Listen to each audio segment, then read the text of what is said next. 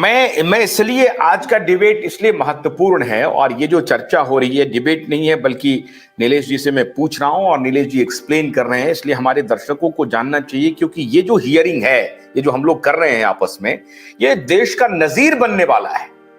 देश का नजीर बनने वाला है कि आप जैसे कसाब वाला इशू, या अभी जो उन्होंने एग्जाम्पल दिया कि किसी लड़की के वीडियो को बना करके आप वो कर रहे हैं, अगर वो प्रेयर जाता है तो पहले कहा जाता है नहीं, पहले उसको रोको, उसके बाद कार्रवाई, बाकी चीज हम कार्रवाई करेंगे, वहां तक तो बात क्षम्य लगती है।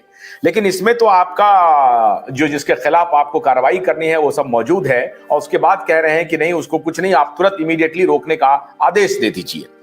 और उस तक को कोर्ट ने नहीं सुना, उस तक को कोर्ट ने नहीं सुना। अद्भुत। मुझे बहुत सम्मान आ रहा है कोर्ट के प्रति नीलेश जी, बहुत सम्मान आ रहा है, क्योंकि हो सकता है कि अगर कोई इस तरह का कॉम्प्रोमाइज्ड जज होता तो मेरे ख्याल से यही आधार बना करके, जो अभी आपने कहा कि लड़की वाला इशू, उसको इससे रिलेट कर देता, और लगता कि वो उस ये सिमिलर केस बना करके उसको बोल देता, हाँ बहुत डिफेमेशन हो रहा है आधार पूनावाला का, इज्जत जा रही है, मिट्टी में मिल रही है, भयंकर रूप से मिट्टी में मिल गई है इज्जत आधार पूनावाला की, उसको रोकिए, इज्जत तो खत्म हो गई, 1000 किलोमीटर गहरा चला गया, उसको कम से कम धरातल पर लाओ।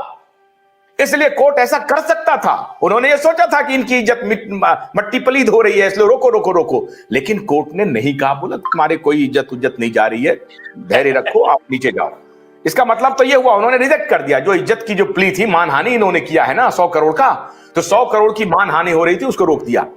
अब हम ये जानना चाहते हैं, सरकार ने अदालत में एफिडेविट दिया है और इन्होंने उस प्रेयर में लिखा है कि मेरे इससे कहीं कुछ कोई गड़बड़ी नहीं हो रही है, कहीं कुछ नहीं हो रहा है, कहीं कुछ नहीं हो रहा है, बिल्कुल नहीं हो रहा है।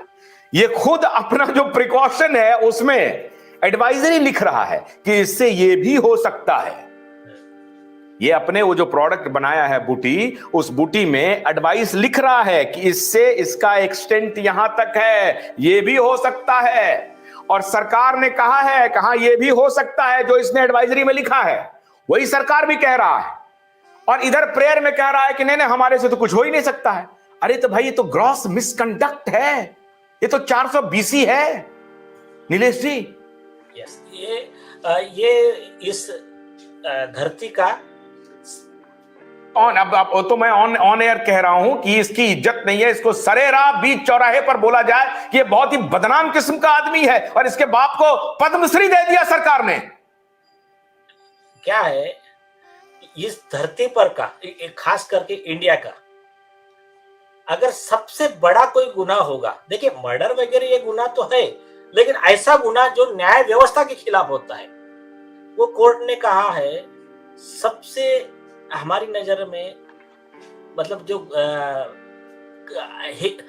हीनस क्रिमिनल जो होता है, हीनस ऑफेंस कौन सा है, वो है कि न्याय कोर्ट में झूठा एफिडेविट देना और कोर्ट को गुमराह करके ऑर्डर ले लेना, कोर्ट को गुमराह करना, कोर्ट की न्याय के मंदिर को पोल्यूट करना। तो इसके लिए परजुरी और कंटेम्प्ट के 2 प्रोविजंस है। आप इन्होंने आपने बहुत सही पॉइंट पकड़ा है, बिल्कुल रियली अप्रिशिएट, मतलब आप भी वकील बन गए हो तो आपके सानिध्य में थोड़ा बहुत सीख रहे हैं। मैंने बहुत बढ़िया पॉइंट पकड़ा है कि ये एक ही पॉइंट काफी है, उनका सूट डिसमिस करके, उनको प्रोसिक्यूट करके, उनके ऊपर कॉस्ट लगाने की, ऐसा लॉ है। मैं कॉमन मैन के लिए एक्सप्लेन कर देता हूँ, और जो लोगों को और इसमें डिटेल में करना है, आप इंडियन बार एसोसिएशन की वेबसाइट पे जाइए, आपको इस पे मेरा खुद का लिखा हुआ बुक है, फ्री में अवेलेबल है, लॉ ऑफ परजुरी का। तो लॉ क्या कहता है कि जो कोर्ट में आ रहा है न्याय मांगने के लिए, those who seeks equity must do equity, he must come with clean hands। तो तुम न्याय मांगने आ रहे हो और तुम्हारा सब झूठा सब बनाकर, झूठ करके तुम अन्याय कर रहे हो सामने वालों पे, तो ऐसे आदमी को he should be thrown out at any stage। जहां मालूम पड़ा वहां फेंक दो उसकी केस, उसकी केस डिसमिस करो, उसके ऊपर प्रोसिक्यूशन करो, ऐसा लॉ है।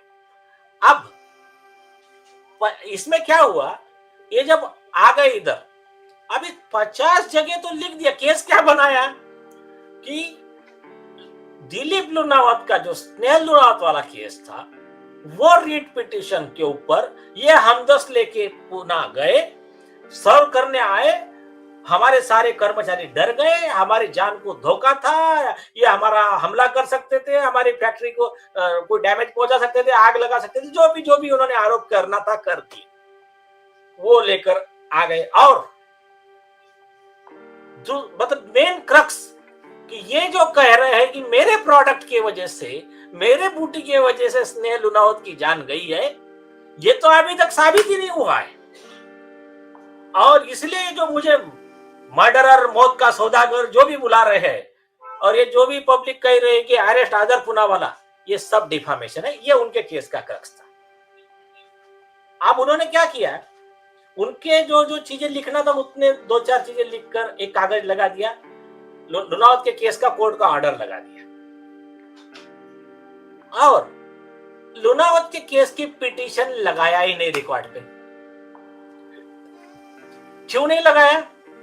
क्योंकि वो अगर पिटीशन की कॉपी लगाते तो एक आधा स्ट्रिक्ट जज रहता ना, तो हमारे बगैर पीछे उनको कस्टडी में भेज देता। क्योंकि लुनावत के पिटीशन में गवर्नमेंट ऑफ इंडिया के एईएफआई कमेटी का इन्वेस्टिगेशन रिपोर्ट है, उसमें क्लियर लिखा है कि इसकी जो डेथ थी वो इनके सीरम इंस्टीट्यूट के प्रोडक्ट की वजह से हुई थी। एक और वो प्रेयर में भी लिखा है, रिपीट किया है। तो इन्होंने वो बात कोर्ट से छुपाने के लिए, कोर्ट को गुमराह करने के लिए ये बात लिख दी।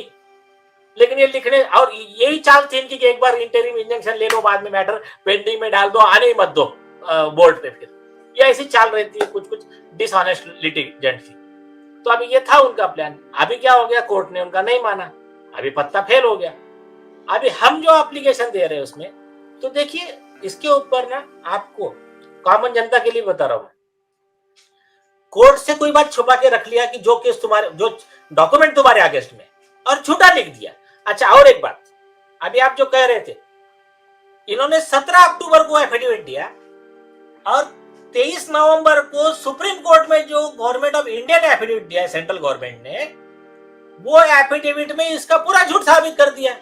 उसमें लिख दिया उन्होंने कि ये सीरम इंस्टीट्यूट के ये प्रोडक्ट की वजह से लोगों की मौत हो सकती है। और ये बात हमने प्रेस में, पीआईबी में पूरे देश के नागरिकों को बता दिया है, और हम रेगुलर इसको प्रसारित कर रहे हैं।